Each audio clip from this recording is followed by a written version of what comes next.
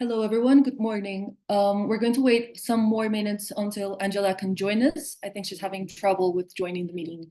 So we'll start in around 5 minutes. Thank you.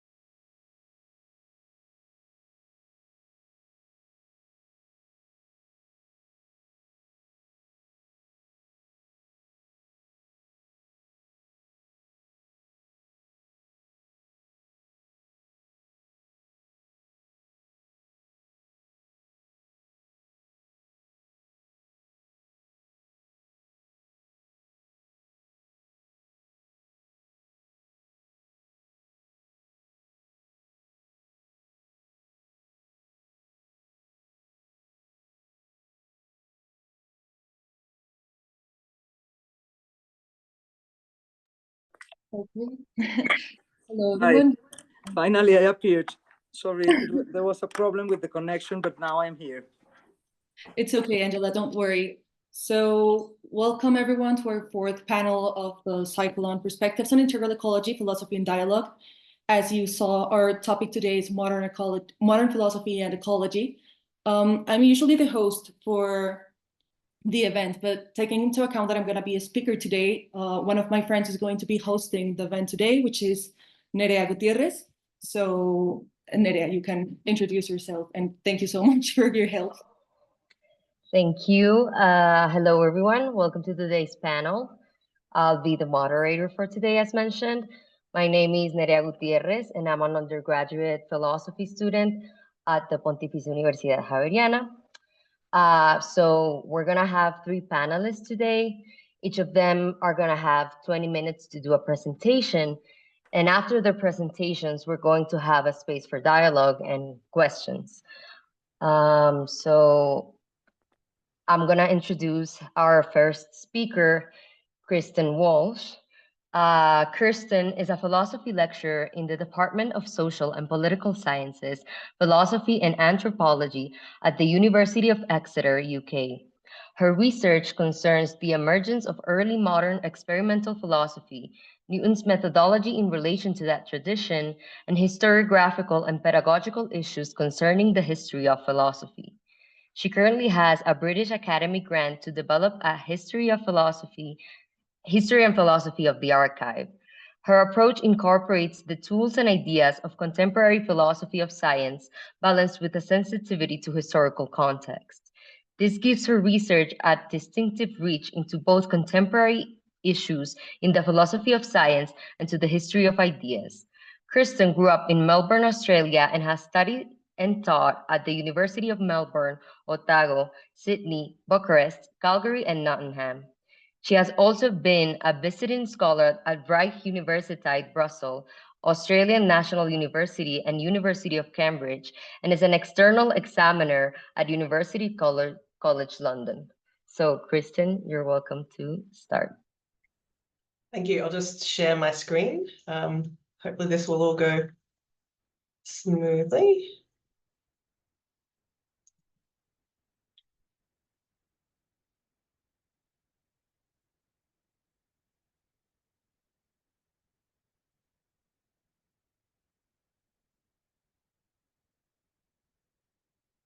Can you guys see the proper screen or the presenter screen? Yes, I'm seeing the presented screen. Presenter screen, okay. How about now? That's better, yeah. Okay, great. Thanks very much. Okay, I'd like to start by thanking Maria for putting together this panel and also for inviting me to be on it. To start with a confession, I don't know very much about ecology or early modern ecology, at least. This is not something that I've ever really thought carefully about before. So I'm actually really delighted to have had the opportunity to think about this a little bit more. As I was preparing this, I sort of decided to play to my strengths, I guess, and to try to understand all of this, try to understand what's going on in the early modern period through things I do know about, which is the activities of the early Royal Society and criticisms of that. So that's what I'm sort of going to try to do today. I'm going to try and think about what lessons we can draw about ecology from those early practices of the Royal Society. And I look forward to hearing lots of comments and questions afterwards. Okay, so I'll start with this poem. Well, just a snapshot of this poem from Margaret Cavendish, where she writes, "No creature doth usurp so much as man, who thinks himself like God because he can rule other creatures, makes them to obey." This is kind of, I think, captures a lot of the kind of things that Cavendish was thinking about, well, writing about in the 1650s and 1660s, and she was kind of the strongest critique of a lot of the practices of the early Royal Society. So, so that's kind of a precursor. I'll come back to Cavendish in a little while. So, the main themes that I want to bring out in this talk, in this intervention, is the idea that the Royal Society sort of faced a tension in their understanding the natural world, when they're trying to kind of think about their place in the natural world and the way that they should interact with creatures and plants and so on, they sort of have to navigate this tension between thinking about the natural world in terms of its parts as something that is fundamentally made up of small parts that you can, and if you can break it down into those parts, then you can understand it. And then then the tension between that and understanding natural philosophy or the natural world as a whole. And so we see kind of their early practices as being very much kind of, on the one hand, they're using microscopy, they're developing new microscopes and new techniques for breaking down nature into its parts, but they're balancing this with kind of large scale engineering and natural history projects. And so they're sort of forced to reckon with the idea on the one hand, of nature as something separate to them to be examined under a microscope, versus nature as something that kind of scaffolds and supports humanity in some way. And so early modern thinkers really had to navigate, I think, a tension between parts and wholes. I think there's a related tension between kind of being apart from and above nature and being inextricably connected and beholden to nature. So just a quick outline of what I'm going to talk about here. First, I'm going to talk about natural theology and the Royal Society. Then I'm going to turn to thinking very briefly at some of the criticisms leveled at the Royal Society, well, at least at the experimental philosophy. And then I'm going to try to draw some lessons for the present day. Okay. I'll just keep this slide up for a moment. Okay, so the view that I want to explore in this section is that in the latter half of the 17th century, British philosophers increasingly sought to understand man's relationship with nature in terms of experimental philosophy. And they were very much motivated by theological concerns, also political and economic concerns. So in the mid-17th century, I'm not sure, I'm going to give you a bit of background because I don't know how much, what the expertise is of the audience here, so please forgive me if I'm telling you things you already know.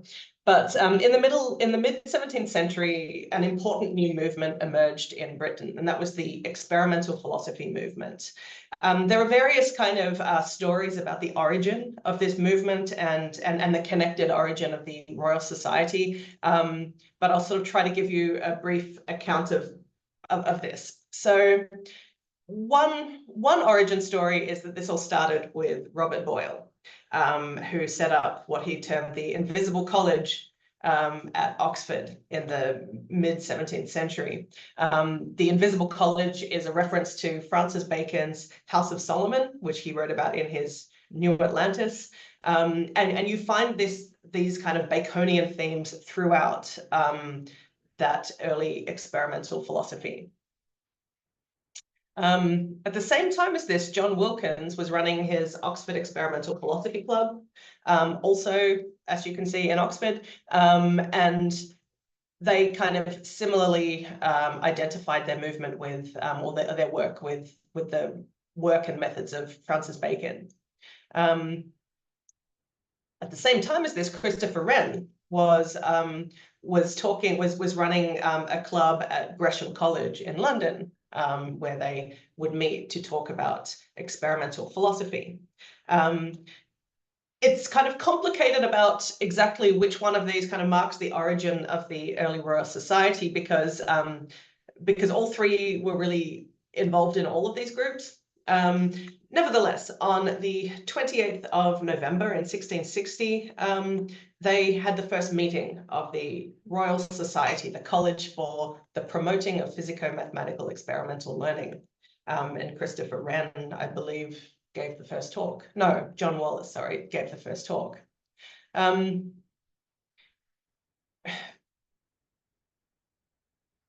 Fairly quickly, they were kind of lucky. They benefited from the newly instated monarch, King Charles II, who was kind of very keen. He was very keen on science and natural philosophy, and kind of truly believed in that there were kind of significant economic political, social benefits to be had from this kind of way of studying the natural world.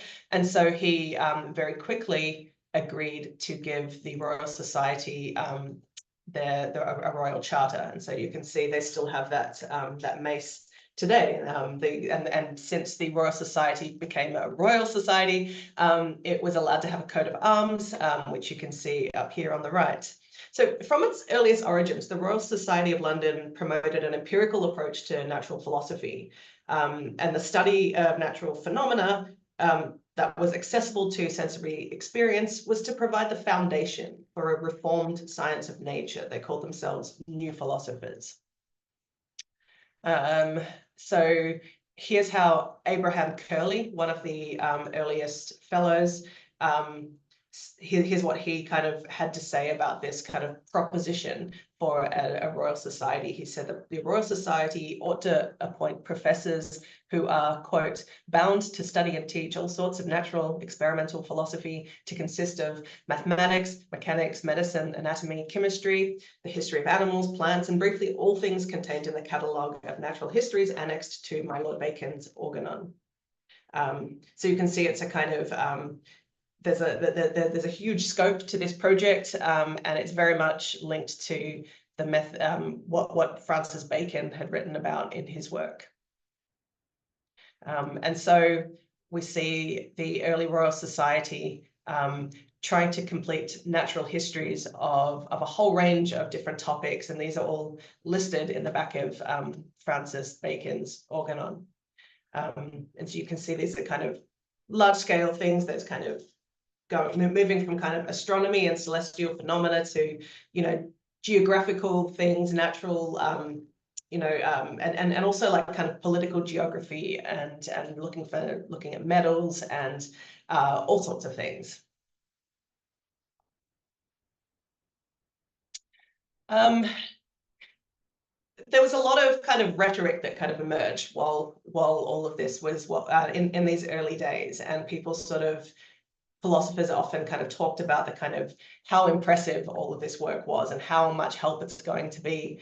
And so Boyle kind of writes rather dramatically in this quote that these queries, so these questions he's kind of raised that need to be solved in relation to these natural histories, in the meantime, we've thought fit to be published, that the inquisitive and curious might, by such an assistance, be invited not to delay their searches of matters that are so highly conducive to the improvement of true philosophy and the welfare of mankind. So we get these really, you know, this is not only going to benefit philosophy, but it's going to benefit humankind. Oldenburg writes, you know, just a decade really after the Royal Society has begun, that when our renowned Lord Bacon had demonstrated the methods of a perfect restoration of all parts of real knowledge, the success became on a sudden stupendous, and effective philosophy began to sparkle and even to flow into beams of bright shining light all over the world. And so again, you get this kind of sense that they really think that they're onto something big that's kind of revealing all sorts of truths about the natural world and so on. And John Ray writes, you know, later in the 17th century, I am full of gratitude to God that it was his will for me to be born in this last age when the empty sophistry that usurped the title of philosophy and within my memory dominated the schools has fallen into contempt, and in its place has arisen a philosophy solidly built upon a foundation of experiment. Against it, elderly professors protest and struggle in vain. They are men who, when fruit has been discovered, prefer to live on acorns for fear that they should be constrained to lose in age the lessons of their youth and acknowledge that they have wasted their lives following the shadow of philosophy. What's really striking about this passage is that John Ray didn't even really identify as an experimental philosopher, but he could still see the benefits of this approach. Okay, so what is this approach? So the Baconian natural history really lent itself to part thinking, as I kind of indicated. One of the things that kind of ends up forming an explanatory foundation for a lot of their work is a kind of corpuscular and mechanical philosophy. They conceive of the world as being made up of corpuscles, tiny microscopic bodies, and all natural phenomena kind of occur through the kind of bringing together of these parts and separation of parts, and these parts kind of interacting with one another in ways that can be captured by mechanical principles of matter and motion. And so you see this kind of thinking at base, and we see early modern experimental philosophers developing instruments, that allow you to isolate and intervene on those parts in order to kind of understand them better. And so here we have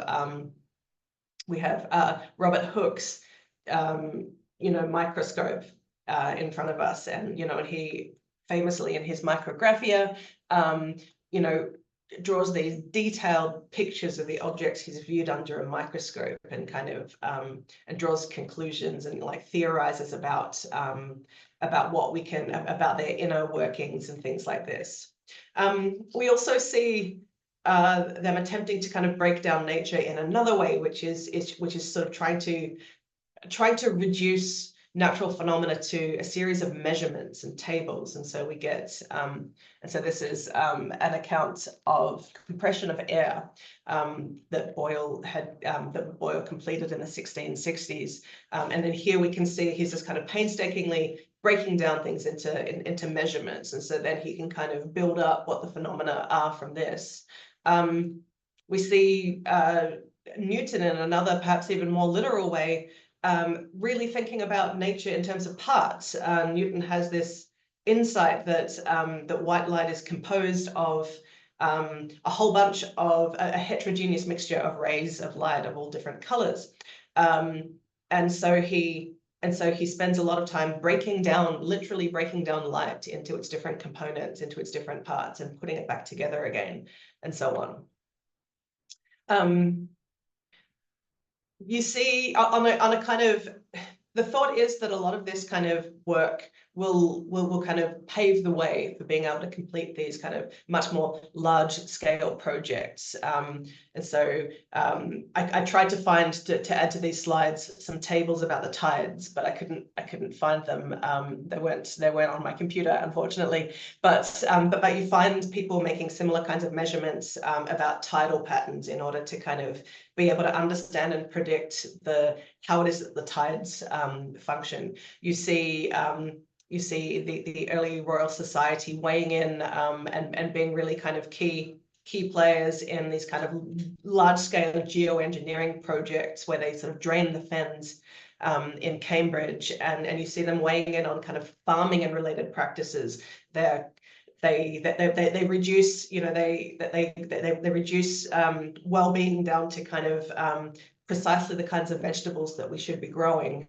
They conduct inquiries into whether or not potatoes are a good thing to grow in England, or whether we should be growing more cider fruits and more apples and pears and things like that. And so they kind of, they really isolate and intervene in these kinds of ways.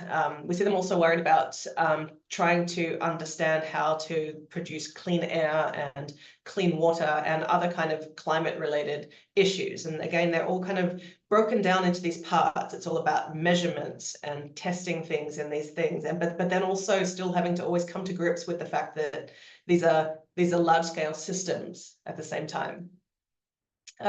What we don't see here is any real appreciation of nature for nature's sake. Clean air is appreciated for health. Well-kept farms are appreciated for kind of economic reasons. There's no concept yet, for example, of the sublime. When you read early modern travel diaries, no one stands and admires the beauty of a mountain because it's rugged and sublime and beautiful. What they do care about are, nice farms and things like that. What we find is that natural theology really is a key player and justifies and motivates study of the natural world. So I'll kind of come on to that now briefly.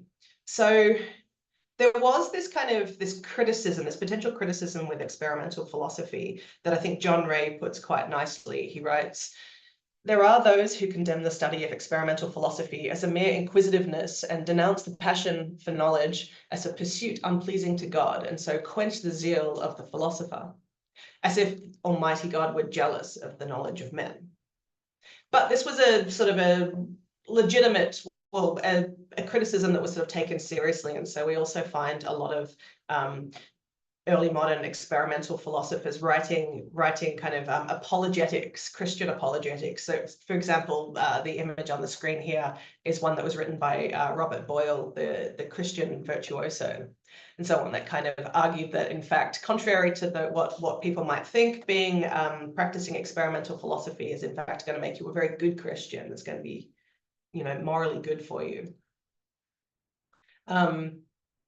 And so we find a lot of the kind of study and appreciation of the natural world to be really a study and appreciation of God's creation. So, for example, Isaac Newton in his queries to in his query 31 to the optics in 1718 gives this very kind of long-winded appreciation for the creations of animals and so on. And so, and he writes, such a wonderful uniformity in the planetary system must be allowed the voice, and so must be the uniformity of the bodies of animals, they having generally right and left side shaped alike on either side of their bodies, 2 legs behind, and either 2 arms, 2 legs, 2 wings on their shoulders. And he goes on and on about this. And so down closer to the bottom, he writes, and the instinct of brutes and insects can be the effect of nothing else than the wisdom and skill of a powerful, ever-living agent who, being in all places, is more able by his will to move the bodies within his boundless, uniform sensorium, and thereby to form and reform the parts of the universe, and so on. And so the thought here is that really his valuing nature as divinely created, and importantly, it's kind of created for humanity. We see Robert Hooke grappling with the idea that such a kind of powerful creator would be creating things perfectly, and yet on Earth things are in this constant state of deterioration and decay. They're never as perfect as when created. And so we have Hooke here drawing snowflakes. He's trying to draw them. He claims to be observing snowflakes as they've landed, you know, on his dishes. But he's trying to then draw them as they would have been created. So he tries to sort of draw them in their state of perfection with which they kind of left the skies, and so on. So there's an interesting irony here, I think, in that nature is viewed as divinely created, but also in this kind of constant state of deterioration and decay.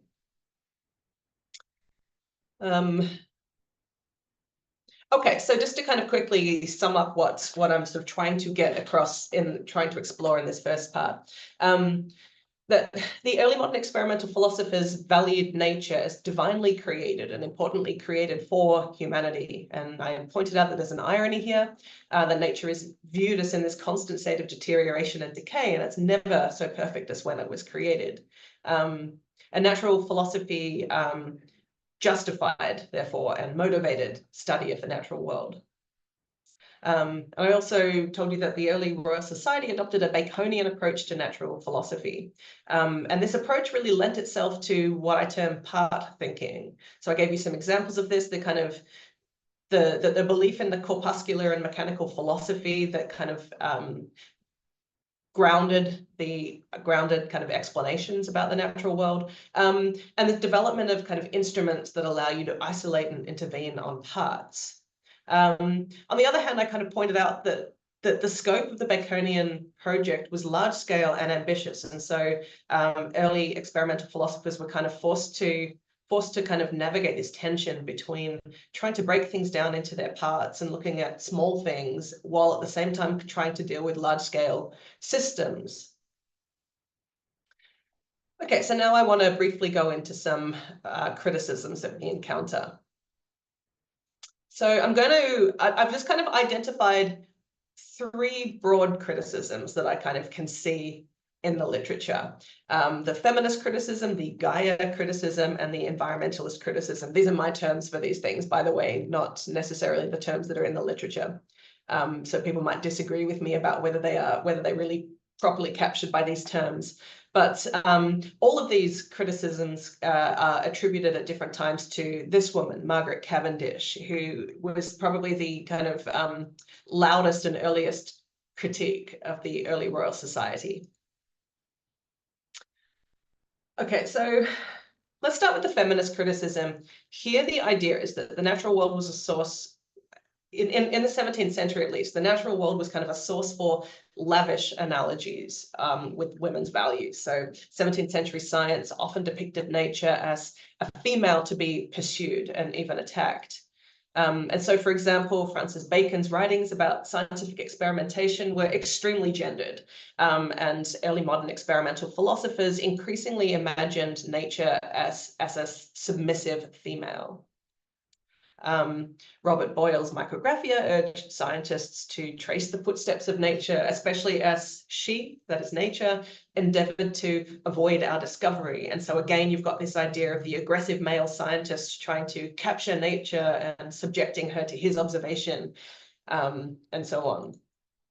Abraham Curley's Ode to William Harvey depicts nature as a coy, beauteous virgin, unenjoyed by anyone until the violent passion of Dr. Harvey. And so in this case, this seems quite like a rape metaphor almost, you know, in that the rape is kind of a rape of knowledge, you know, with the scientist pinning down nature until all her mighty mysteries are described, and so on. And so in this sense, I'm sorry to interrupt you, but I'm afraid that we have gone over the time. Oh, okay, sorry. Okay. That's okay, but we're gonna have to move on. Thank you so much. Yeah, no worries. Thanks. Maybe in the space for questions, we can also have us use one of the space for questions for like wrapping up the part of lessons of early modern ecology. If you think that's okay, or are you talking to me or to? No, yes, to you. Like, if you think it's okay, after Angela's intervention, when we open up the space for dialogue, we can continue the further discussion on these three criticisms and also the lessons that you think we can grasp from early modern. Yeah, sure, yeah. Okay. I'll just stop sharing. How do I stop sharing my screen? Sorry, I would say that don't we give Kirsten at least 10 minutes so she can close her intervention?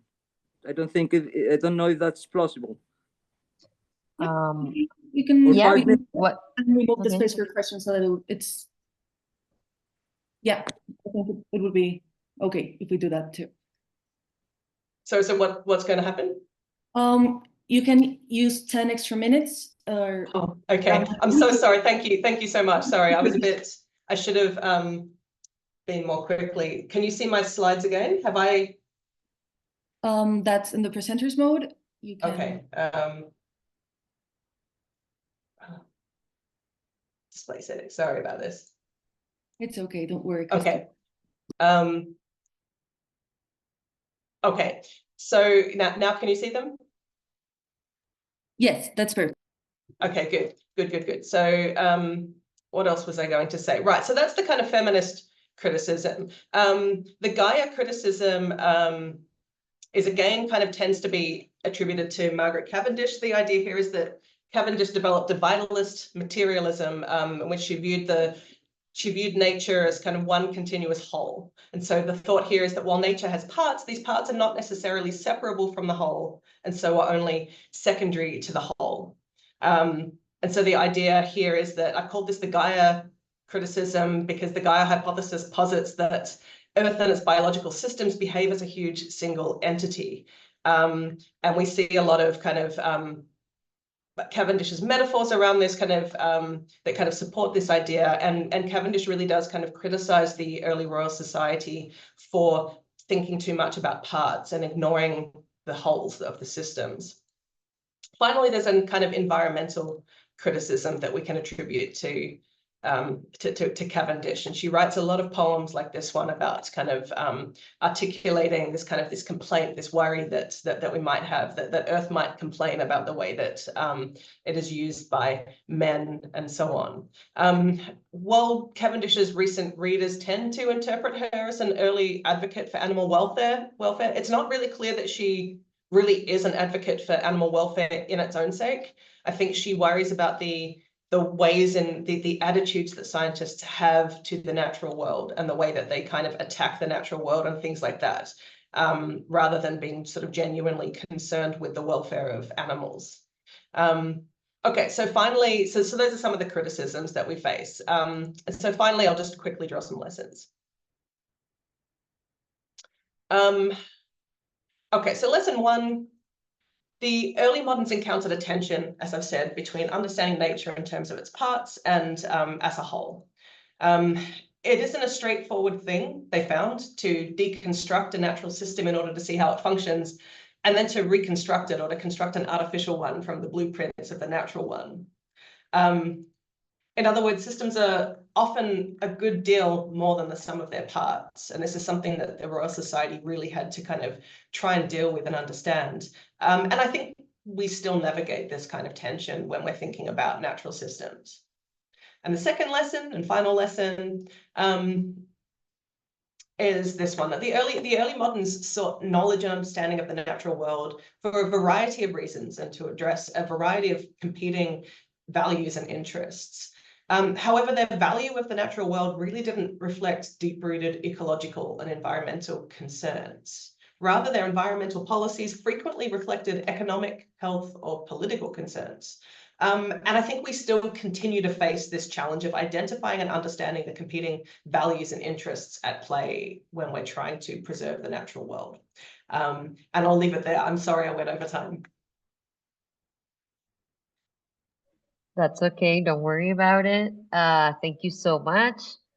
We're gonna introduce our next speaker now, Maria del Mar Junis.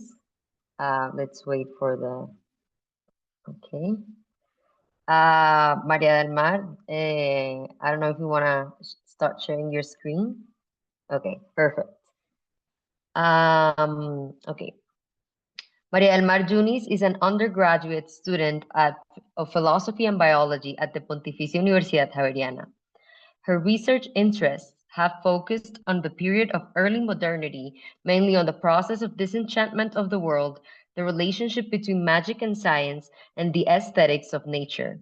Maria del Mar has participated in numerous panels, chairs, conferences, and courses at St. John's University, the University of Antioquia, the Australian Catholic University, and the Pontificia Universidad Javeriana, with presentations such as Humboldt's Enchanted Biology, An Antidote to Ecological Crisis, The Veil of Isis, Aristotle and Taylor Facing the Disenchantment of the World, On Enchantment and Heroes, an analysis based on Giambattista Vico, and Sickness and Melancholy as Topos of the Baroque, Evil Genius, Madness, and the Search for Happiness in Cartesian Philosophy. Currently, Maria del Mar has focused her studies on Cartesian philosophy, aesthetics, and integral ecology. Maria del Mar, go ahead. Thank you, Nerea. So before I start, I wanted to thank Kirsten also for her intervention, as I think it will go real well with what I'm going to talk about today, because I'm going to show a very different Descartes, which in the end of his life, he gave up this idea of trying to dominate nature and dividing it into parts. So starting with the title of my intervention, it might strike a certain curiosity to understand why I find the need to redeem Descartes, and why I chose to bring him today to a panel about integral ecology, when there are a ton of other modern philosophers who most likely have a better reputation than him regarding the topic. When tracing the origins of nowadays socio-ecological crisis, we can find both material factors and ideological factors that have led us to the ecological carnage we're experiencing. Today, rooting from my philosophical formation, I want to focus on some of the ideological factors that have led us to this breaking point. Stemming from the research I've done, I argue that one of the main ideological factors that have led us to the ecological crisis is the disenchantment of the world.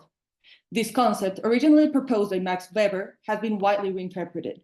Some of the authors describe it as a phenomena by which rationality expelled religion. Others, such as Charles Taylor, interpret it as also a displacement to subjectivism, in which the loci of every psychological phenomena becomes enclosed in the human mind, and every other creature is stripped from the capacity of thought, sensitivity, etc. Lastly, one of the main aspects of disenchantment is the loss of wonder and the loss of the importance of aesthetics in epistemology, or in general, the importance of experiencing a deep sense of beauty before the natural world. Many authors have stated that there were three main events that led to disenchantment, which are the Protestant Reformation, the Scientific Revolution, and the works of Bacon, Hobbes, and of course, René Descartes. Far from understanding disenchantment as just a loss in the belief of magic, spirits, superstitions, etc., I will focus today on how the rise of mechanistic philosophy during disenchantment has been used as an argument to put a part of the blame of the ecological situation nowadays on thinkers such as the three that I mentioned before. This blame comes from the opinion of some contemporary authors that understanding nature as a machine has led us to exploit it. I believe that Descartes has been poorly interpreted regarding the topic, and he has been a victim of a strawman fallacy in most of the stereotypes that are spread about him. Far from being the author who we should point fingers at to blame for the ideological factors that have led us to where we are now, I want to defend that despite the remarks we can make about him in the Discourse and Method or other early Cartesian works, in his philosophy we can also find both an enchanted thinker and also a solid base for environmental ethics. Wait, the slides are not moving. There we go. So, where do the common arguments against this author come from? Just as other early modern scientists, Descartes played a part in being one of the exponents of mechanistic philosophy, which is a form of comparing the world, or in this case, even the body, to a machine. In our author's Treatise of Man and Treatise of Light, among other texts, we can find very strong foundations on how his work on physiology and physics explain the functioning of both the natural world and the human and non-human animal bodies as machines with very complex yet organized mechanisms that are somewhat similar to clockwork or automatons. Descartes' conception of the body and of the world will not only be revolutionary for the thinkers that will follow in the years to come, as he makes new controversial statements. For example, differently from ancient and medieval philosophers, Descartes argues that the soul is not what makes the body alive, and nor does it animate it, which turns out to be one of the elements that is used to criticize him for disenchanting nature, and more precisely, animals. This French philosopher has been pointed out as anthropocentric for saying that animals do not have a soul, and therefore they do not have sensitivity. They do not feel pain or anything similar, and they're almost nothing different from a very complex automaton. Said opinion doesn't stem from an ignorant anthropocentrism, but on Descartes' conception of what the soul is. This idea about animals has led to problematic outcomes, but I will not go in depth about Descartes' conception of the soul right now. Nevertheless, if someone is curious about this, we can discuss it when we open up the space for questions. But with this context in mind, I want to show you a new Descartes that's not many people discuss about, who's an enchanted thinker that, far from anthropocentrism, has an early notion of ecology and can offer a solid base for environmental ethics.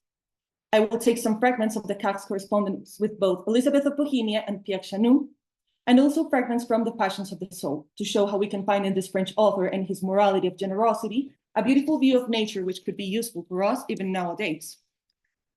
So, I will start by showing you this paragraph from a letter sent to Elizabeth of Bohemia on September 15, 1645.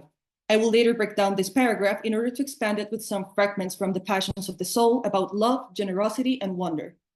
Descartes says to the princess, and you can read it on the slide too, "For if it is imagined that all these heavens have been made only for the service of the earth, and the earth only for man, this causes us to think that this earth is our principal dwelling, and this life our best life. And that instead of knowing the perfections that are really in us, we attribute to other creatures imperfections that they do not have, in order to raise ourselves above them.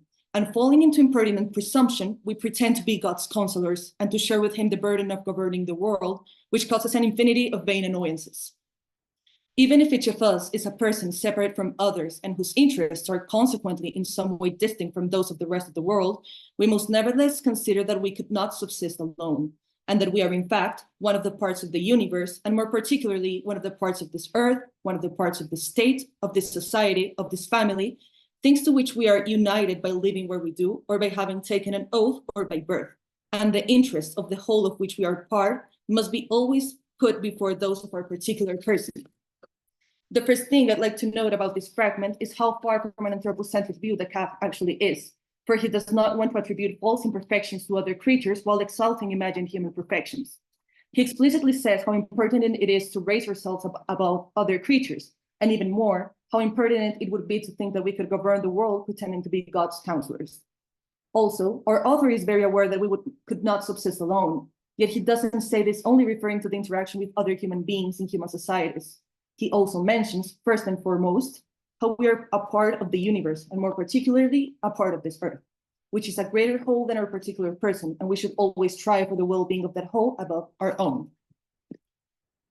So, yet this paragraph has many more layers, which I'm about to unveil. As to understand it in a deeper way, it is necessary to refer to the Kafka's passions of the soul, more particularly to the passions of wonder, love, generosity, in which is also necessary to make a short appreciation about free will and virtue, as explained by the author. So, starting with wonder, wonder plays a crucial role before we talk about love, because in general terms, Descartes' view of love is not very different from that of the philosophers previous to him, being fundamentally a desire of union with whatever one considers as good. Nevertheless, Descartes argues that if an object is unknown to us, before we know if it's good or bad in order to desire the union or to move away from it, we meet the object with wonder. The purpose of this passion is to help the memory fixate the image of that which one finds extraordinary as a starting point for a deeper knowledge of such thing. I will now read 3 fragments from the Passions of the Soul that I consider crucial to further develop the argument. As stated by Descartes in the Passions of the Soul, also the fragments are in the presentation in case you want to read them too. When our first encounter with some object takes us by surprise and we judge it to be new or very different from what we previously experienced or from what we expected it to be, this causes us to wonder at it and be astonished. And because this can happen before we have any knowledge of whether the thing is beneficial to us or not, it seems to me that wonderment is the first passion of all. In wonderment, the soul is suddenly taken by surprise, which causes it to consider attentively the object that it finds rare and extraordinary. Thus, it is caused first and foremost by the impression formed in the brain, which represents the object as rare and consequently worthy of close consideration.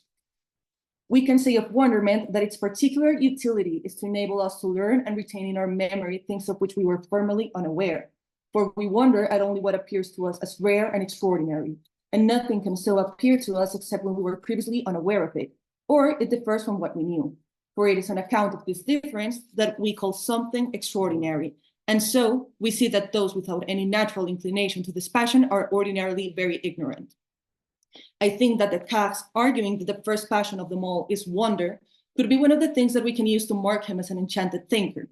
These fragments, more than being just beautiful statements about wonderment, note how important wonder is as the beginning of knowledge, for it directs our complete attention and energy towards an object we strive to get to know better, and that we can therefore grow to love it, which could take us to a voluntary union with said object. So now, about love and union. So, this love is a crucial passion to understand the morality of generosity and the importance of Descartes stating how we are united to a greater whole. For Descartes, love is fundamentally the desire of union with that which one considers as good. Nevertheless, the volition to be united to something is a different thing from mere desire, because desire is directed to what we would like to be united to in the future, but we lack in the present. But when we talk about this voluntary union, it is a type of consent that we admit in the present, when we are already united to what love, so that we recognize ourselves as freely united to it, allowing us to imagine a greater whole composed by the union of the object of our love and ourselves, in which we, of course, are a part of. This brings me back a little bit to Kirsten's intervention when she was talking about this early modern conception of nature being divided into parts and then into a greater whole. So I think Descartes' vision of love and being voluntarily united to this whole also stems from that same opinion. This idea is further developed in the correspondence with Pierre Chanou, when Descartes states that the nature of love is such that when one considers oneself together with the loved object as a greater whole, we look to transfer the same care we would offer to ourselves alone to the conservation of that greater whole, subsequently affirming that we will always care for that bigger whole proportionally to how much of a big or small part we consider ourselves in it. Therefore, when Descartes tells Elizabeth about being united to the greater whole, for example, the earth, this union strives from love, and it is a voluntarily recognized consent that we assume in order to conserve and care for that whole even more than we do to ourselves individually. Paradoxically, the mechanistic approach to the world can take us to this enchanted and selfless viewpoint, focused on an ethical system of generosity and care. For if the world is like clockwork, in which every part is necessary, It's not like nature functions as a clock on its own and we are outsiders observing it happen. We too are a part of the machine. And it is crucial for us to actively surrender to the interest of this greater clockwork as we recognize ourselves as a part of it, to ensure the preservation and correct functioning of it, as we could not subsist alone, as the CAC mentioned. For our author, this recognition of belonging to a greater whole, and not only the desire to care for it, but also choosing firmly to put our volition into it, is a form of virtuous generosity, which is the core of Cartesian morality. So, for the CAC, generosity is a passion, but if it's correctly trained with habits, it can become a virtue. In The Passions of the Soul, he states that true generosity makes a person esteem themselves in the higher degree which could be legitimate to do so, knowing that nothing truly belongs to them except for their freedom to dispose their volitions, and that nothing in them should be praised or punished except for how good of a use they give to this freedom. And on the other hand, the generous person also feels a very strong and constant resolution to use their willpower in the best way possible, which means to never lack the will or determination to carry out every action which they judge as the best possible option. Those who are generous in this manner are naturally inclined to do great things that other people would never dare to do. And nevertheless, they will never begin to do anything that they don't feel fully capable of achieving completely. As they have a huge esteem to make good for others, they will not only choose to do it because they want to, but will stick firmly to their choice, pushing it forward to its last consequences, no matter how hard things get. And so, how does all of these lead us back to ecology? Tracing it all back together, I want to take this thinker who has been widely accused as one of the people who we must put the blame on for the implicit way in which our relation to nature has been transformed since early modernity, and show that in his later philosophy, we can also find an opportunity not only to reevaluate the role of emotions in moral reasonings, but also, according to authors such as Amatayakul, Descartes' ethics focus on an inward turn, which accepts normal human limitations, the unpredictable fate we might face, and the importance of our individual character traits and habits in our moral behaviors. Descartes' ethics can pull our attentions away from the ideal of being lords and masters of nature to being lords and masters of ourselves first.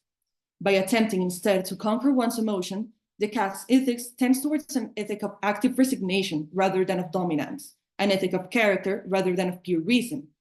This is a morality of care that strikes from wonder, love, the voluntary recognition that we are united to a greater whole, which includes non-humans, and also the strong conviction that we must care for and preserve that greater whole. It is also of utmost importance to put our willpower and pushing it forward constantly in the best way possible, doing the greater things we would never dare to do if we didn't love what we do, nor be determined to do it. Yet doing what is in our capacity so that we can completely be sure that we will be able to accomplish it fully.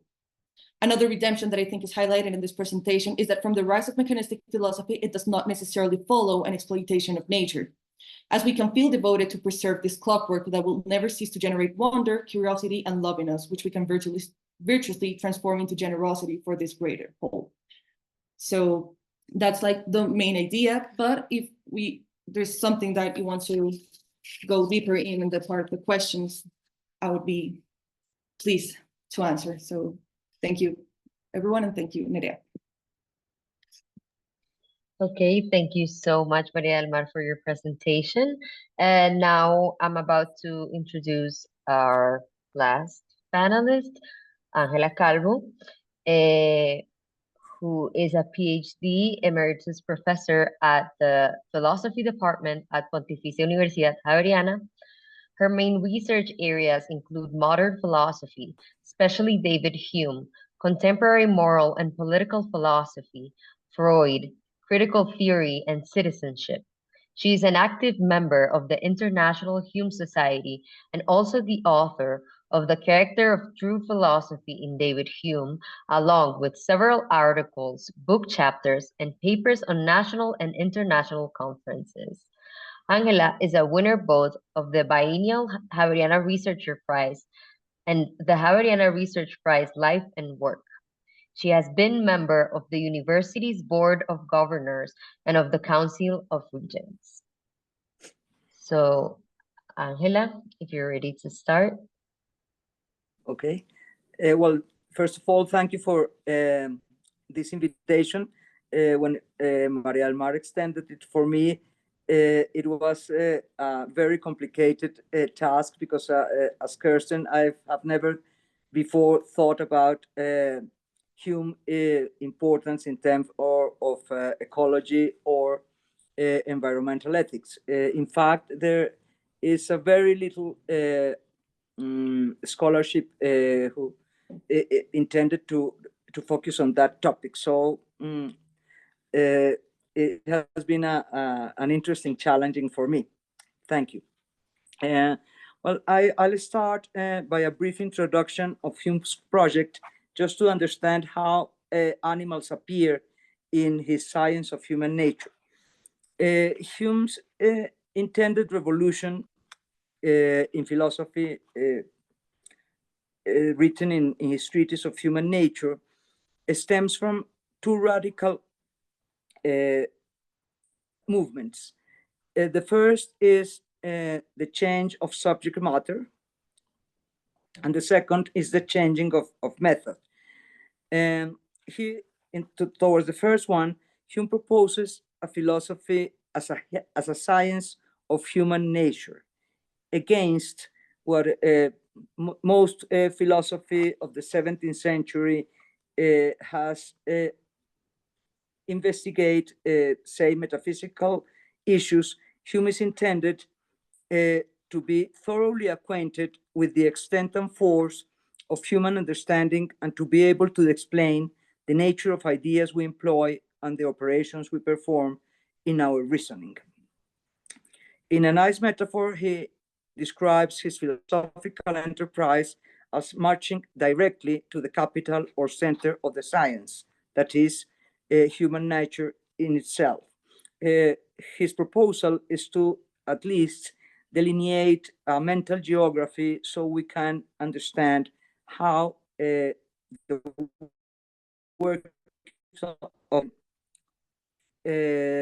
reduced to general principles, not metaphysical principles, but regularities that can explain the different effects in different contexts and times.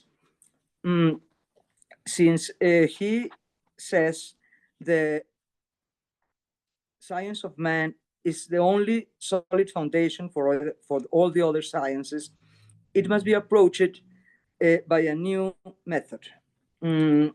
Fortunately, I am grateful, Kirsten, you started with the experimental philosophy because it is in the background of Hume's approach.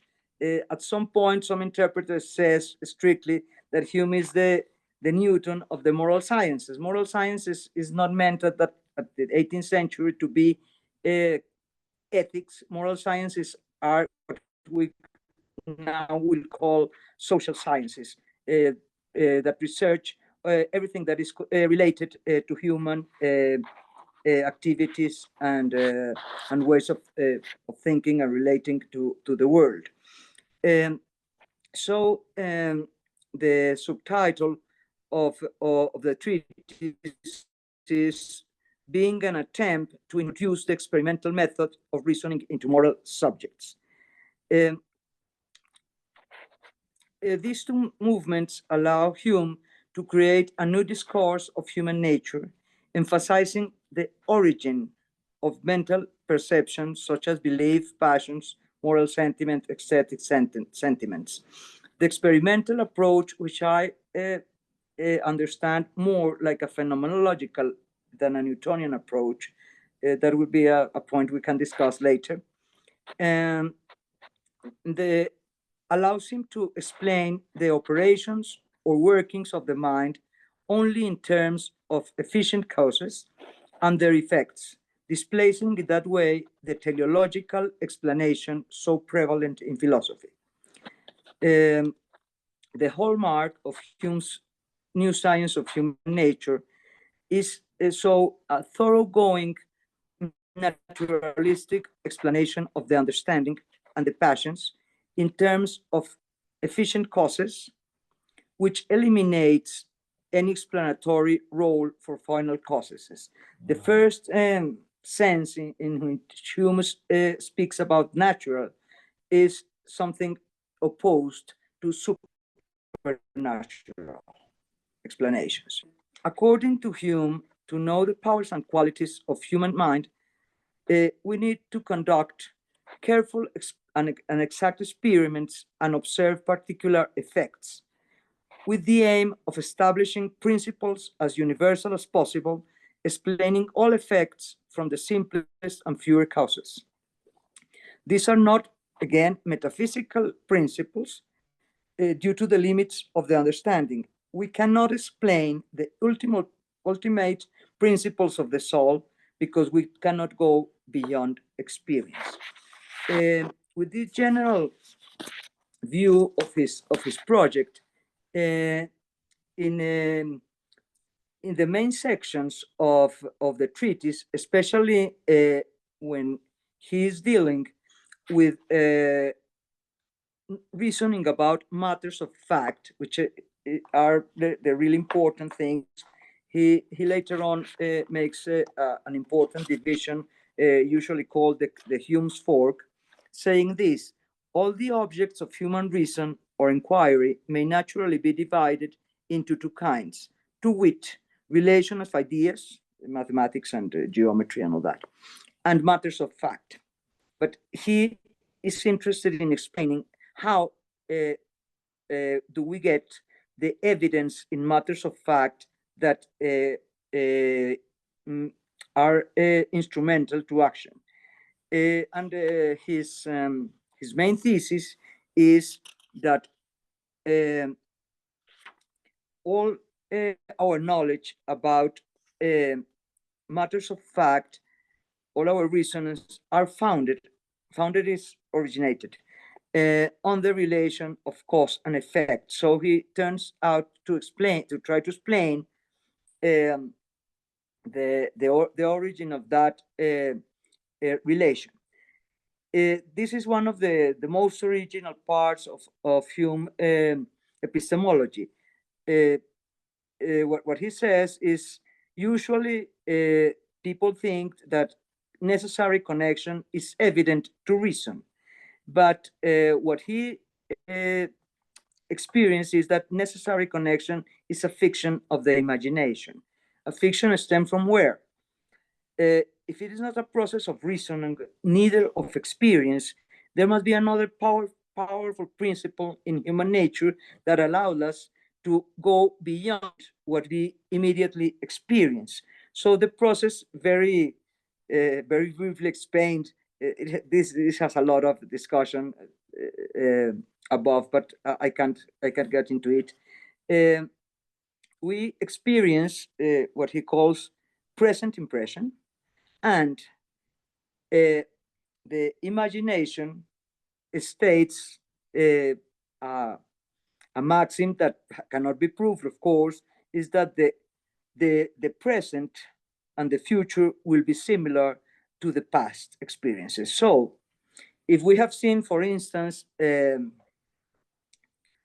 light and fire constantly conjoined, we usually, when see an effect, we will attribute the same cause. So the difference is between constant conjunction we experience, but using these maxims, we think that we have found necessary connections between A and B. But that's impossible. That will be beyond experience. So the other principle is costume. If he repeatedly says that if we think of Adam or Eve, they won't be able to have any conclusion about experience because they haven't had experience. So you need to have previous and previous and previous experience, and then costume will make you expect similar causes for similar effects in the future. That's what is called the skeptic answer to matters of fact inquiry. But however, you shouldn't imagine that Hume is worried about this conclusion. He says, no, that's promissory, because we can avoid in that way metaphysical pretensions and abstruse philosophy and try to conduct the philosophy through a new path that will, as Kirsten said, not only improve science, but it will improve human nature. It has, of course, political and social enormous consequences. So after his exposition of the rules of how to judge causes and effects, of course, these rules are not a strict canon. They are rules to more or less regulate evidence and not believe immediately and absolutely in partial testimonies. Hume turns to check them to gain security by enlarging his experiments and examining the reasoning faculty of animals. This is already a revolution. You know that reason for early modern philosophy was almost a quasi-divine faculty specific of human beings. So allowing that animals reason and that they reason in the same way as we do is really an enormous advance in the science of human nature. And Hume understanding that causal relations and inference are mainly the working of due to the working of imagination. In section 1.3.16 of the treatise called Reason of Animals, he starts with a very powerful statement. No truth appears to me more evident than that beasts are endowed with thought and reason as well as men.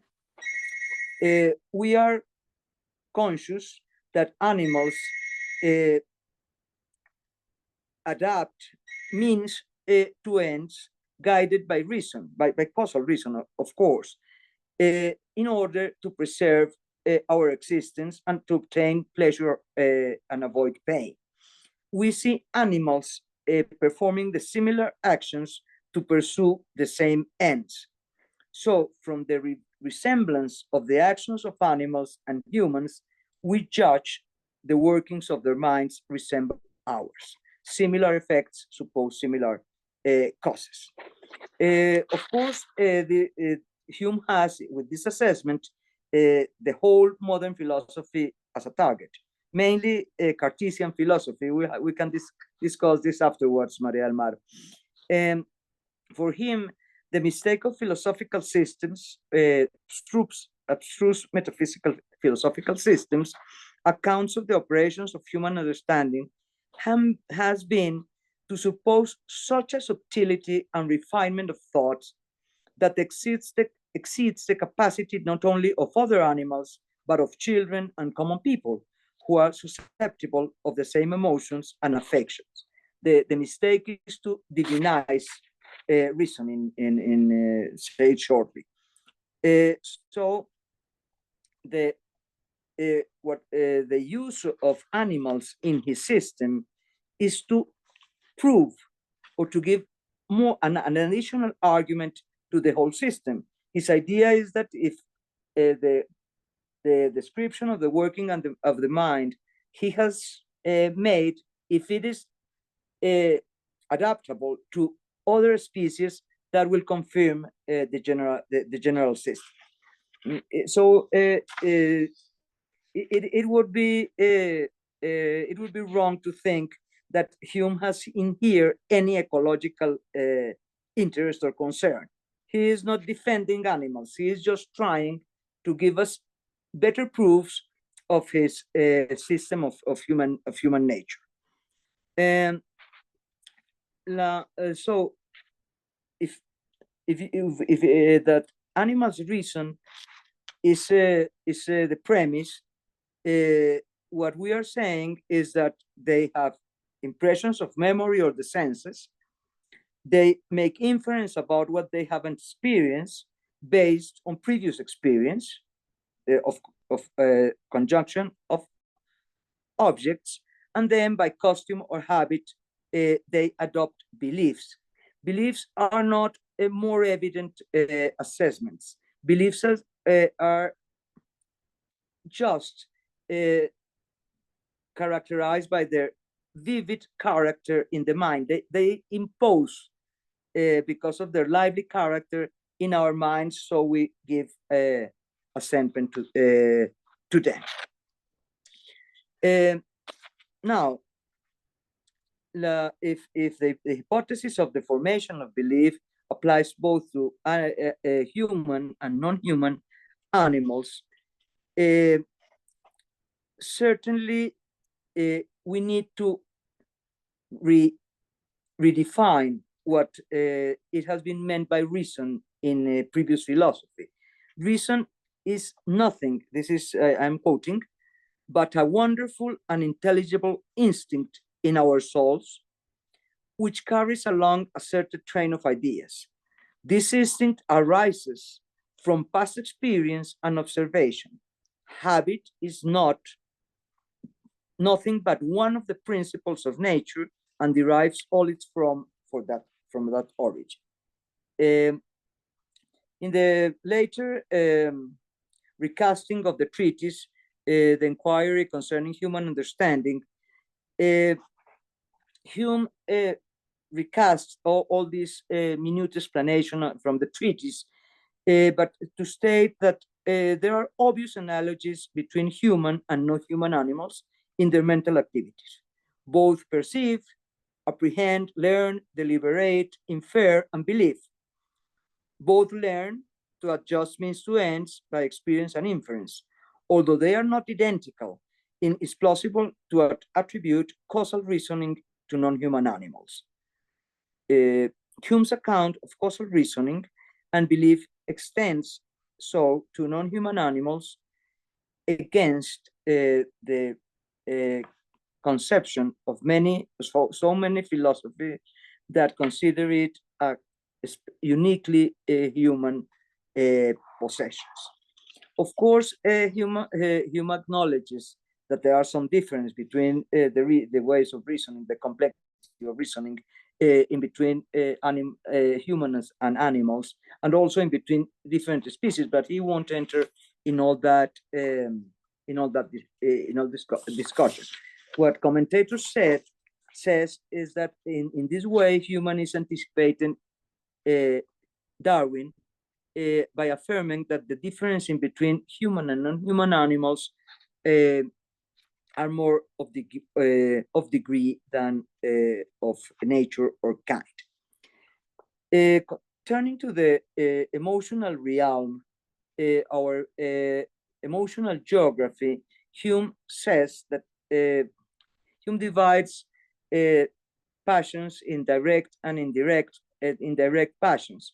I won't enter in that discussion, I don't have time, but direct passions are fear, anger, hope, grief, joy, and they stem immediately from the appearance of something that can be pleasurable or painful. So we tend, all creatures tend to avoid what is painful and tend to be attracted by what is pleasurable. It is interesting that Hume states that in animals we can find the indirect passions that are pride, humility. Humility must be understood as shame. It's not the Christian humility at all. We can find pride, humility, love, and hatred. These are more complex passions that include a relationship to the self, and as well are caused mainly because of our virtue or vice, our richness, or our beauty. Of course, in animals, the only cause is their beauty and their body strengths and attributes, because they don't have a sense of vice versa. And of course, for them, richness is useless. But anyway, if we allow that the emotional animal life as well as the cognitive animal life, we humans are only a special case of animal nature. It means that he is attributing to animals all the passions, and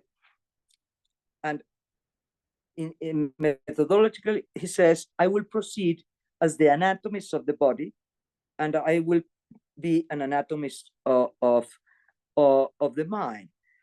What he finds is that where the structure is the same and the operations are similar, the causes cannot be different. So the workings of the mind, as well as the workings of the passions from animals and non-human animals, have the same causes and the same principles behind them.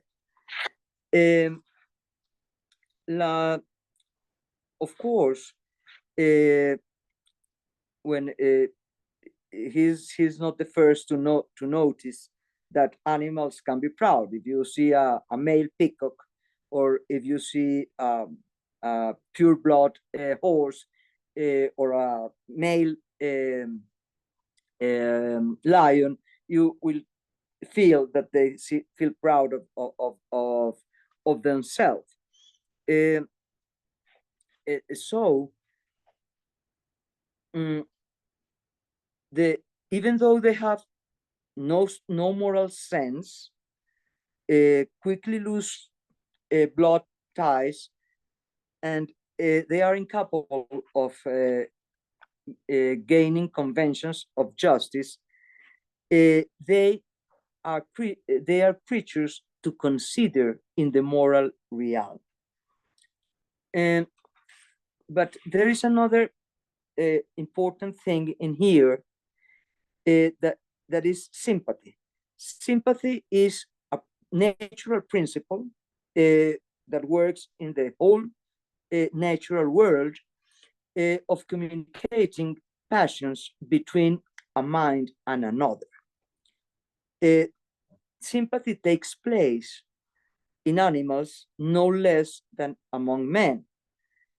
So animals communicate their fear to one another, and we as observers can understand that they are expressing they fear. Of course, they express grief as well, anger. So they have mainly as human animals, a sense of suffering and a sense of pleasure. If that is so, sympathy is a peculiar quality that makes human and other animals able to participate and to share their internal life. And so from sympathy is the ground for any moral distinctions, because we have, of course, we have to correct sympathy and get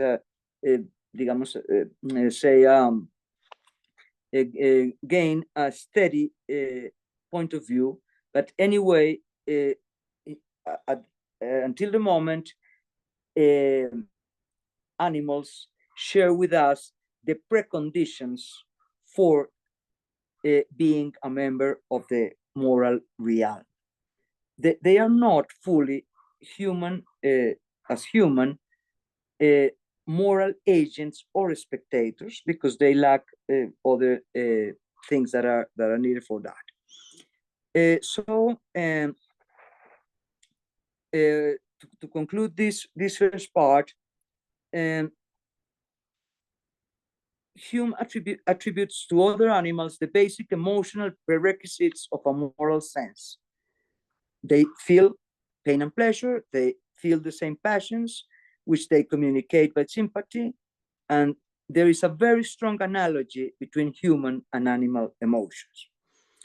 In Hume's section concerning animals, we can say that he is deliberately debunking the inflated rationalist conception of a mental substance uniquely capable of truth-seeking and a moral life. For him, reason is only a kind of instinct. He is interested in presenting human capacities, including moral capacities, as special cases of animal capacities. It is important to say that Hume understands us as members, full members of the animal kingdom. The importance, the importance Hume attributes to our physical and biological natures shapes his science of human nature. As embodied creatures, as animals, we have much in common with other animals. Third, animals play an important role in Hume's philosophy. They support and confirm his conclusions about human nature. And also, Hume depicts human mental and emotional life of human and non-human animals as similar. He places decisively human beings in the natural world as biological creatures. Tom Beauchamp, one of Hume's editors, put this idea very strongly. I quote, "Humans are as much a part of the natural realm as other animals. Hume has a powerful way of demythologizing the idea that humans have some magical capacity that distance them as a species from the rest of the creation." End of quote.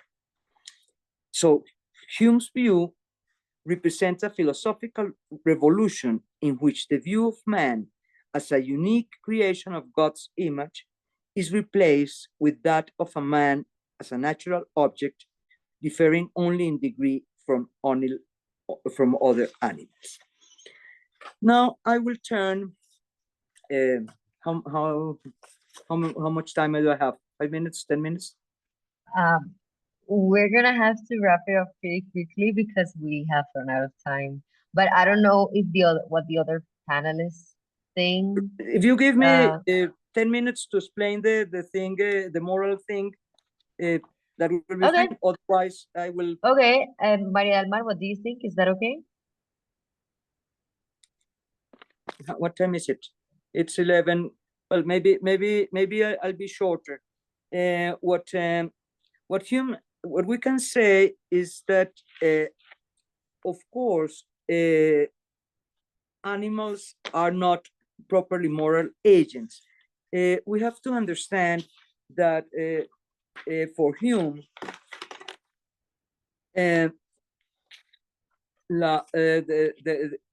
morality is from the view that spectators evaluate other character traits and found it acceptable or blamable. So it's a moral of the spectator. And also it is a moral, it's a virtue ethics. In Hume's catalog of virtues, there are masses of virtues. So what Annette Bayer, one of the main, most important interpreters of Hume would say is that animals are not subject of justice, because justice for Hume is only laws, conventional laws concerning property rights. So animals won't enter in that sort of convention and are not proprietors anyway. But all the natural virtues, that includes generosity, friendship, joy, benevolence, humanity, are ways that insinuate that we can improve and we should improve our treatment for animals. That animals have no obligation or rights does not mean that moral wrongs cannot be done to them. So the justice is not the appropriate language to refer to our duties to animals, but all the natural virtues will cover our treatment of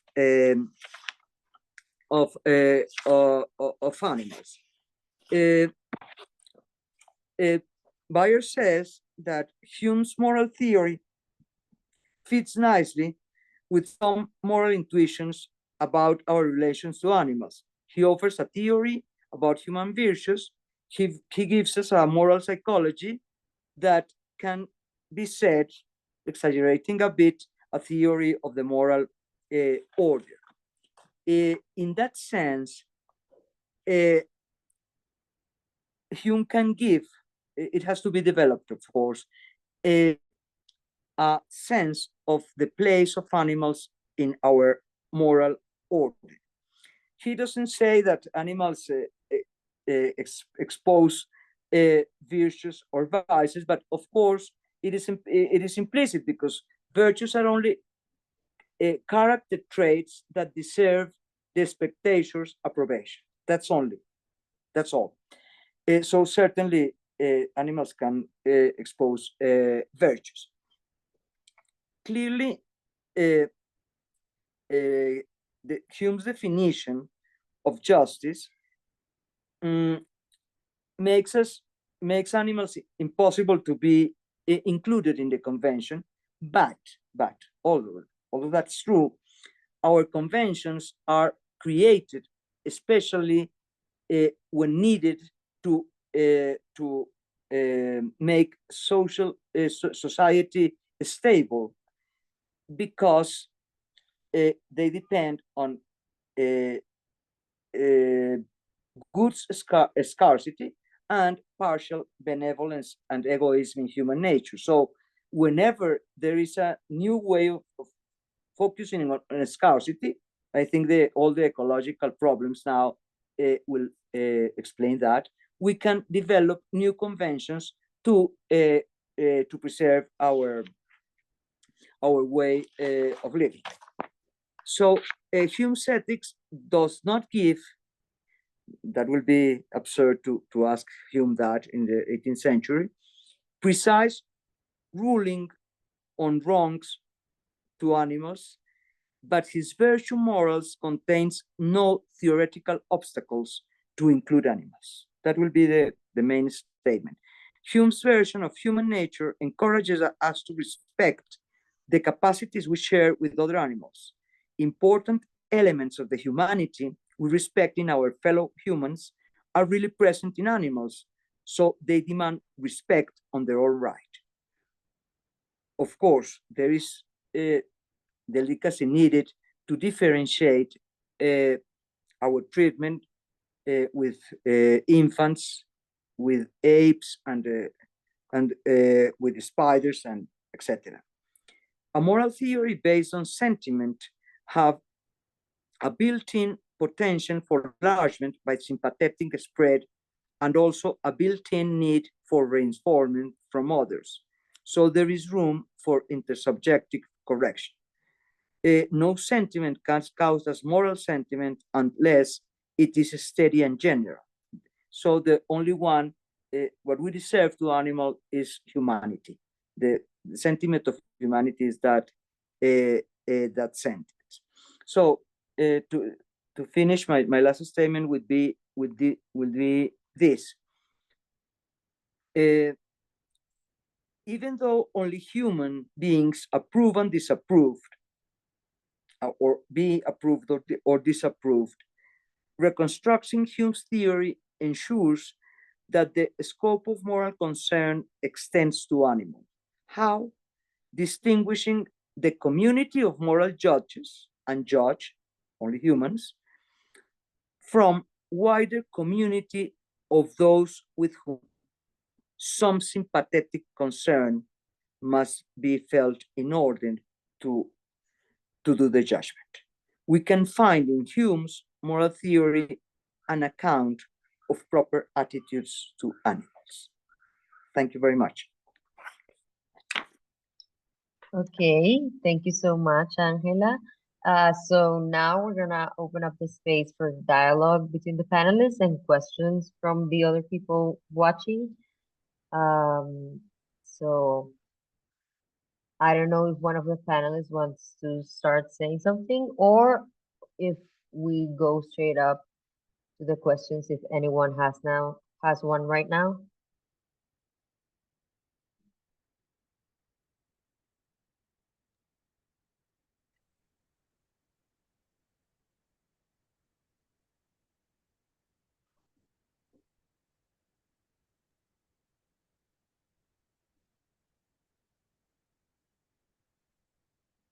I'm not sure what the convention is here. Should I put up my hand or? Yes, Yeah, Kristen. go ahead. Okay. I guess I've got a question for Maria to start with. I think and this is more of a clarification. I've always understood Descartes to kind of think of wonder as sort of one of the emotions that actually we kind of need to learn to control and to quash as kind of as our kind of knowledge becomes more mature. Wonder is kind of a thing that's going to get in the way of us properly coming to kind of know the natural world. But you seem to be suggesting that actually wonder isn't necessarily something that needs to be controlled, and that's something more that we need to kind of cultivate, according to Descartes. Can you clarify? Yeah, sure.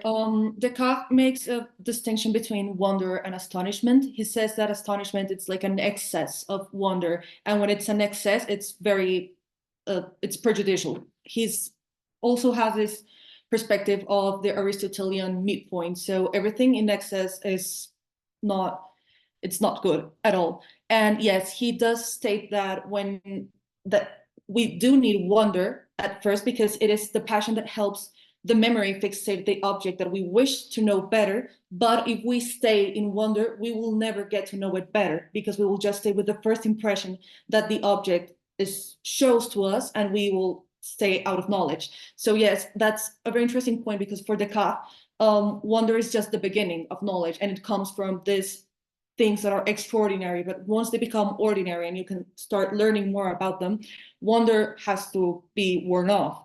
But wonder can transform into love, because what distinguishes Descartes' passions from other philosophers is that, for example, in medieval philosophy, you can see, for example, in Thomas Aquinas, that he talks about love as the first passion, which gives birth to all the other passions and to our actions, everything. But Descartes says, before I know if I can love something, if it's good or bad, I made it as something that's unknown to me. And if it's unknown, I will not fixate it in my memory, and I will not be interested in learning about it more if there's not a passion that fixates my attention on that object. And that's what wonder works for. So it's a great starting point. But yes, Descartes argues that we should move away from wonder as soon as possible in order to get to learn deeper about the object, which is a very interesting contrast with, for example, Alexander von Humboldt and Romanticism, because for him, wonder starts coming more each time you learn more about an object, and not just when you're astonished with the first impression of it. But yes, that's what Descartes says in The Passions of the Soul about wonder and astonishment too. Yeah. Just to add, if you were interested in pursuing this further, I have a feeling that John Wilkins also defends defends a kind of a view of wonder as being something that's kind of not only is it kind of constructive and helpful when you're going deeper into kind of knowledge, but also it's something that that you can cultivate. Like the more you know and understand about something, the deeper and more mature the kind of wonder you can experience of that thing. So you're not going to kind of get rid of wonder by learning and understanding more about the natural world. In fact, the deeper you go into understanding, like the deeper your understanding, the more mature and deeper kind of wonder you can experience. So it seems like people kind of push back. Yeah.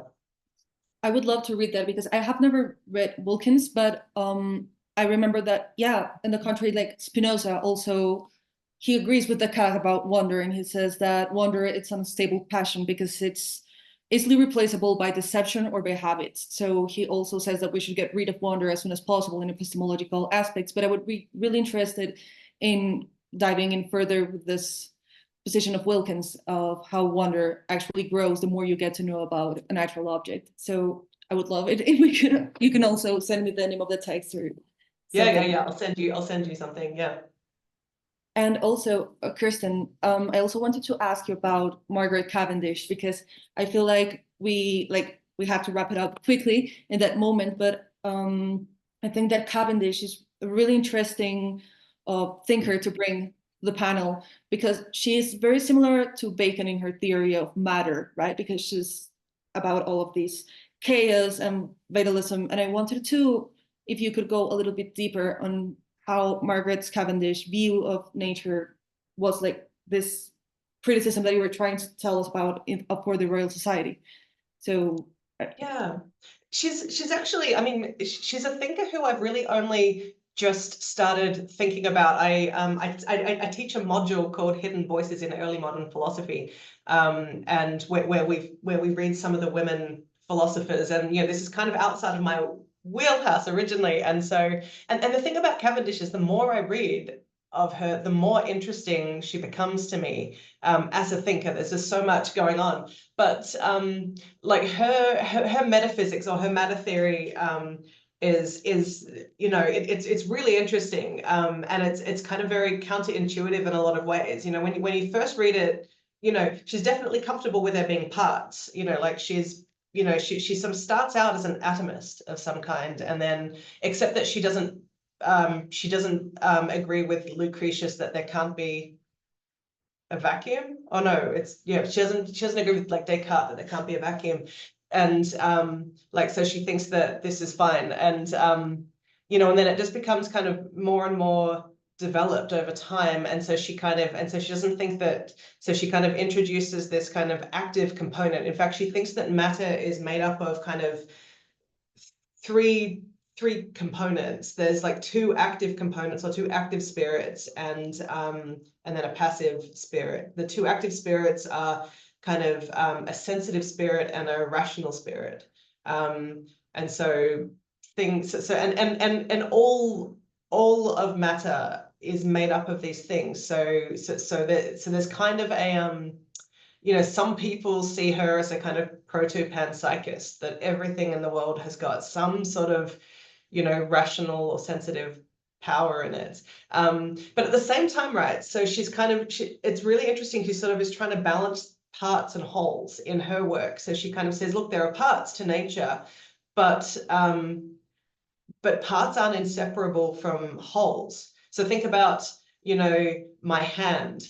My hand is a part of my body, but it's not separable from my body. If I were to kind of remove my hand, then it's just no longer part of my body. Like it stops being a hand, even. Like it only, my hand is only makes sense and only kind of functions as part of the whole. And so she thinks that that's kind of the case with all of nature. So while there are parts, while there's something like maybe like if pressed, she might say that there's something like atoms, except that she doesn't think that those are kind of foundational. She thinks that we need to kind of focus on like the entire system, like the entire system of the world is the foundational thing here, not the parts in that. And so her views about motion are really tied up with this too, because she doesn't think that motion is something that can be transferred from one part or one body to another.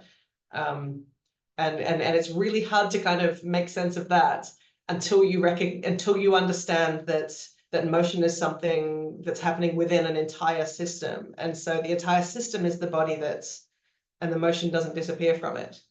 Yeah, I don't know if that answers your question, but no, it does. And I was actually thinking that it makes a lot of sense also with Descartes and thinking about this greater whole that we are a part of, and how, well, Descartes does not attribute this sensitivity or rationality to matter at all. And he has this very different vision in which the world is mathematically organized, but also it's a machine in the most literal sense possible. But I think it's very interesting to see this balancing between parts and wholes in these modern thinkers, and how even in Descartes, which has been like very isolated from the ecological discussion, if it's not for bringing him about the topic with animals, and how thinking about being this part of a greater whole and also devoting ourselves to provide the care for this greater whole as we recognize ourselves as a part of it, I think it also it resonates a lot with Cavendish, and I think that they have also met, right? They shared some meetings too. So yes, it does answer. Thank you, Kirsten.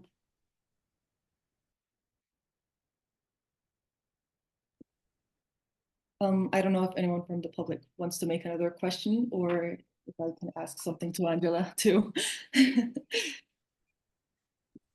Well, I find very interesting in Kirsten's approach that the experimental method is not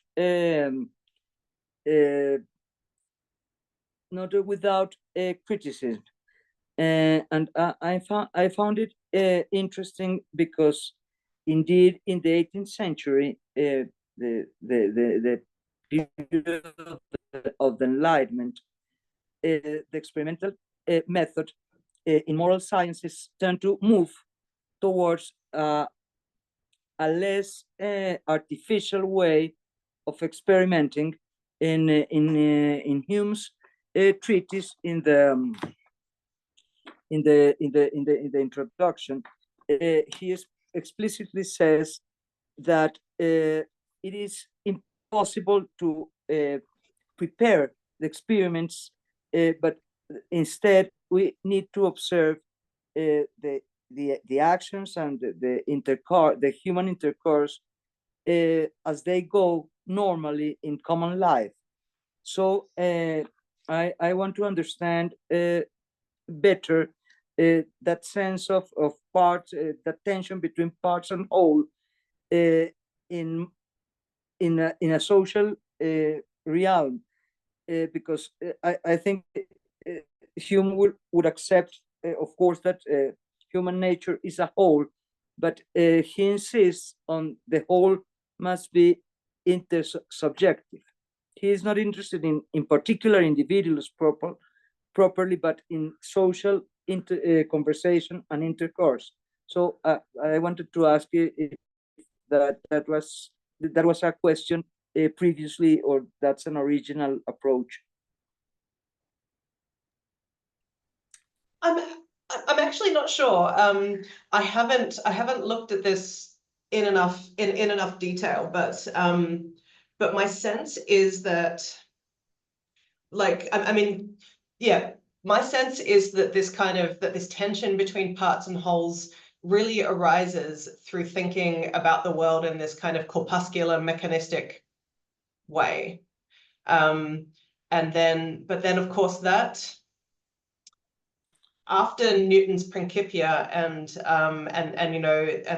all the things that he writes about in his queries, my sense is that people stop relying so heavily on the mechanical philosophy at that point, and they start to kind of recognize that maybe there are other foundational things and other ways of thinking about the world. But I don't know much about kind of how they're thinking about things socially. I mean, everybody's really anti-Hobbes, right, by this point. And so, no one wants to think about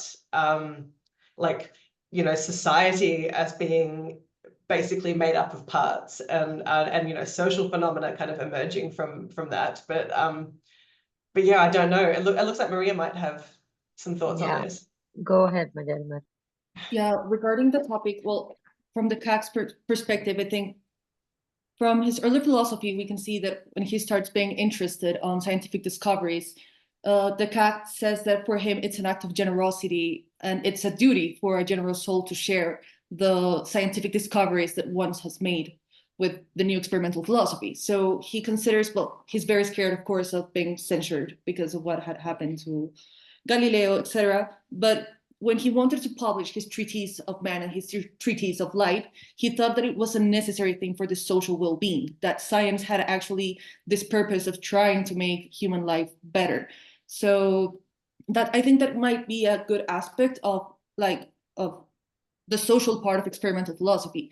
I'm not sure, but I think that this rise of experimental philosophy before Francis Bacon starts stemming from Paracelsus, and this idea of starting to manipulate nature and learning for not only for the sake of learning, but also to learn how to manipulate it and do things with it.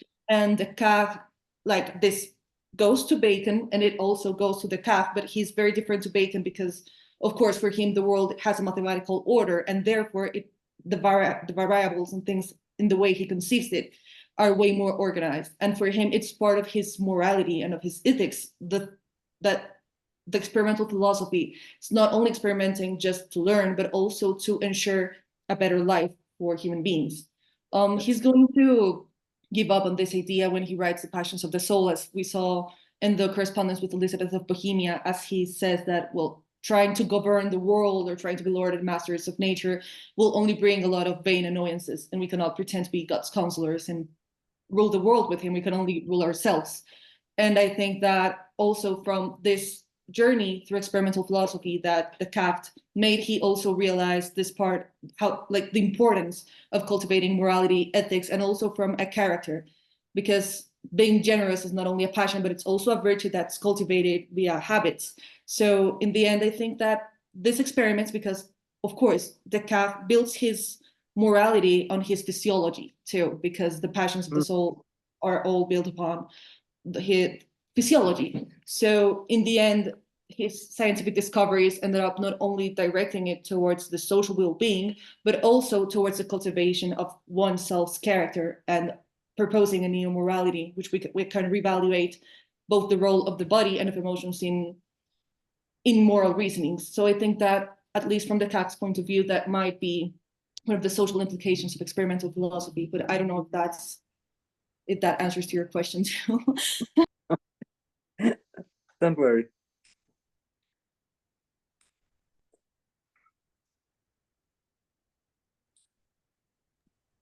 Maybe I think it would be nice to also talk about animals, Angela, as you said that, well, Hume has some disagreements with Cartesian philosophy regarding the topic of animals, and you said that we could discuss it further, maybe in the space for questions. So I don't know if there's anything specific that you would like to note about it. Sorry, say it again. The question is? Oh, when you were doing your intervention, you mentioned about the critique that Hume makes to Descartes, especially I think regarding animals. And you said that you would like to maybe discuss it further in this space for questions. Yeah, because I think there is a turning point clearly in, if you consider animals only as machines, the difference between human and non-human animals is extreme. I don't know. I am clear about the conception of the mind, more than mind, soul, but I am not so clear about what sort of passions, if he does, allow for animals, or do animals have no passions being machines? I haven't. No, for Descartes, animals have no passions at all, because passions are proper to the substantial union between soul and body, and animals do not have a soul. And he does that because, as for Descartes, the soul is not tripartite. He cannot attribute sensitivity to animals without attributing rationality. So as he does not attribute rationality because of the lack of language, he cannot attribute sensitivity also, because it would contradict his idea of the soul. So Descartes does not attribute any type of passion to animals, and also the feelings, for example, of pain, pleasure. He thinks that not even capacity for pain or pleasure. No pain. This had horrible. I don't remember which philosopher it was, but a Cartesian philosopher posterior to him once kicked a dog until it died, just to demonstrate how it didn't feel pain, because if dogs were screaming, it was just like a robotic reaction. So that statement really brought very horrible consequences. Very radical. Okay. Angela. Hola, Germán. ¿Cómo estás? Yeah, fine, thank you. I'd like to ask you, would Hume concern for animals simply be an extension of his feelings of his idea of empathy and towards our fellow human beings, or would be something else? Since Hume is not willing to accept the language of rights for animals, so how could we think of this in terms of Hume? Hume says that animals, different as Descartes, animals can suffer. Animals to have reasoning, causal reasoning. So if you hit your dog, he will learn that whenever you say you have a stick on your hand, he might be hit. So they can reason in that way, and of course they can react to your passions. If you cherish and if you feed a cat or a dog, of course he will respond sympathetically. So what Hume establishes is that there is a complicated paragraph in the second inquiry, saying it's a mental experiment where there were some people where there were inferior people similar to animals. They don't deserve justice. They deserve humanity. That's very controversial because he includes women in that category, and so of course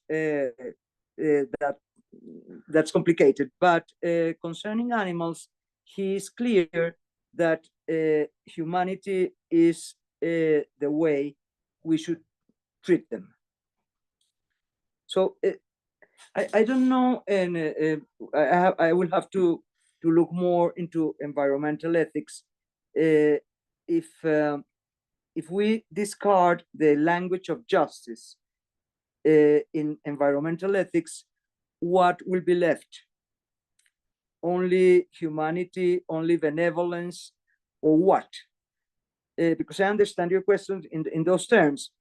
If you cannot regulate or punish or establish some legal conventions, it might be pointless to just hope an extensive sympathy toward the creation. Is that your? Yeah. So I think, of course, he doesn't develop that. What Anner says, another commentator says, from Hume's approach, we can develop an environmental ethics, but Hume certainly it was not his concern. I think it's very difficult to understand in modern philosophy that they would have the concerns we have now.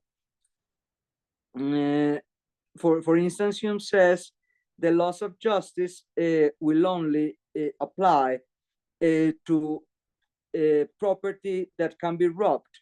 And the example he uses, which will be completely absurd nowadays, is we don't need to regulate the use of water or air because there is plenty for. So it's meaningless to make some regulations. We have to regulate how contracts and property rights can be stable without the threatening of other individuals. So, but also, if you understand that conventions are artificial agreements, not contracts, artificial agreements supposing reciprocity. The main example is if the rowing. If you are rowing in a boat and I am with you and you do not row, we will never reach the other side of the lake. So it's common interest, the stemming of a convention. So we could perfectly introduce new conventions, and of course we could enlarge or broaden the definition of justice. I think that should be a way. Yeah, but to say that he has a really specific concern for animals, that will be too much.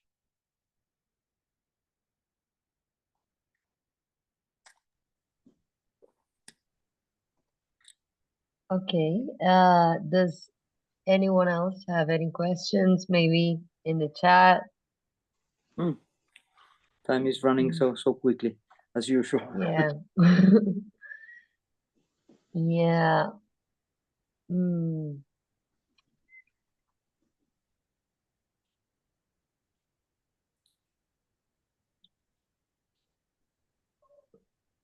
Well,